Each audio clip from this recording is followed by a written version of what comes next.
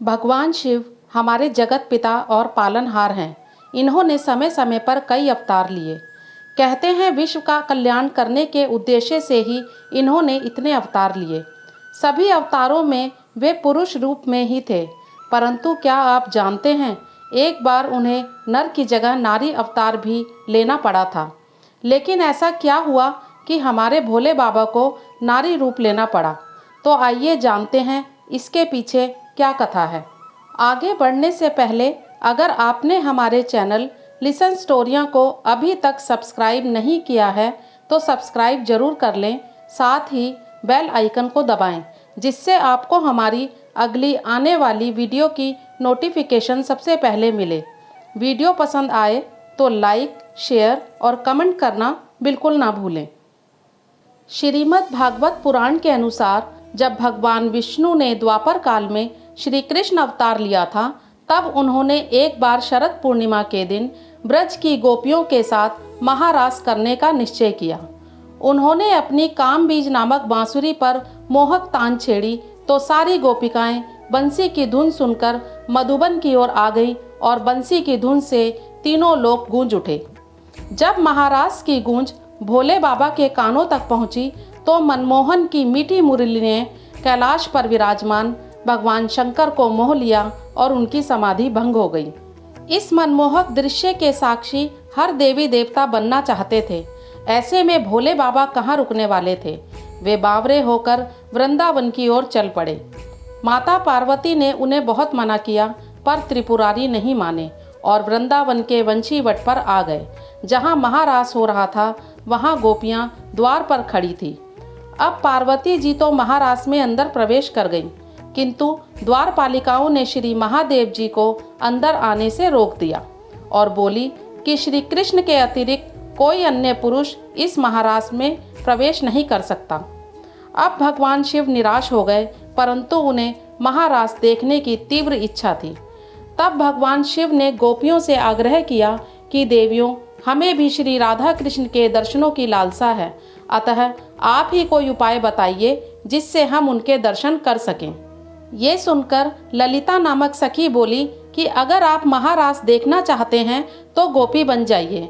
मानसरोवर में स्नान कर गोपी का रूप धारण करके महारास में प्रवेश किया जा सकता है। फिर क्या था, भगवान शिव अर्धनारीश्वर से नारी रूप बन गए। श्री यमुना जी ने उनका 16 श्रृंगार कर एक हाथ का घूंघट भी कर दिया और वे प्रसन्न मन से गोपी वेश में महारास में प्रवेश कर गए। श्री शिव मोहिनी वेश में मोहन की रास लीला में मंत्रमुग्ध हो नृत्य करने लगे, परंतु मनमोहन से तो कुछ भी नहीं छिपा। उन्होंने भगवान शंकर को पहचान लिया। श्री कृष्ण बोले कि सभी गोपियां मेरे साथ नृत्य कर रही हैं, परंतु मैंने अभी तक सबका चेहरा नहीं देखा, क्योंकि कुछ गोपियां घूंघट में भी हैं। गोपियां बोली, हे कृष्ण, आपसे क्या छुपा है, देख लो हमारा चेहरा। परंतु जब भगवान शंकर ने सुना तो वो सोच में पड़ गए कि कन्हैया को रास के बीच में ये क्या सूझा।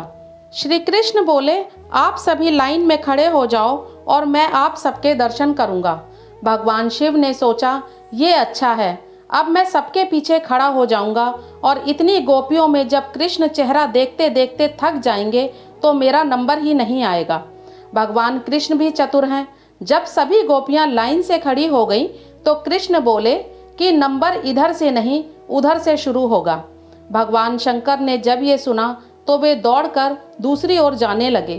तब श्री कृष्ण बोले, मैं सबसे पहले इस गोपी का मुख दर्शन करूंगा जो मुख दिखाने में इतनी लाज शर्म कर रही है। इतना कहकर उन्होंने भगवान शिव को पकड़ लिया और बोले, आओ गोपेश्वर आओ। बोलिए गोपेश्वर महादेव की जय, शंकर महादेव की जय। राधा रानी भी शंकर जी के इस मोहिनी रूप को देखकर आश्चर्य में पड़ गईं। तब श्री कृष्ण ने कहा, हे राधे, ये कोई गोपी नहीं है, ये तो साक्षात भगवान शंकर हैं। तब श्री राधा कृष्ण ने हंसते हुए शंकर जी से पूछा, भगवान, आपने ये गोपी वेश क्यों बनाया है? भगवान शंकर बोले, प्रभु, आपकी यह दिव्य रासलीला देखने के लिए मैंने ये रूप धारण किया है। इस पर प्रसन्न होकर श्री राधा जी ने श्री महादेव जी से वर मांगने को कहा तो शिव जी ने यह वर मांगा, हम चाहते हैं कि यहाँ आप दोनों के चरण कमलों में सदा ही हमारा वास हो। भगवान श्री कृष्ण ने तथास्तु कहकर कालिंदी के निकट निकुंज के पास वंशी वट के सम्मुख भगवान महादेव जी को श्री गोपेश्वर महादेव के नाम से स्थापित कर विराजमान कर दिया। तब से लेकर आज तक भगवान शंकर वृंदावन में आज भी गोपेश्वर महादेव के रूप में विराजमान हैं और भक्तों को अपने दिव्य गोपी वेश में दर्शन दे रहे हैं। मंदिर में उनका महिला की तरह 16 श्रृंगार किया जाता है, जिसके बाद पूजा अर्चना की जाती है। भगवान शिव के इस रूप की एक झलक पाने के लिए भक्त मंदिर में खड़े होकर दिव्य पल का इंतजार करते हैं।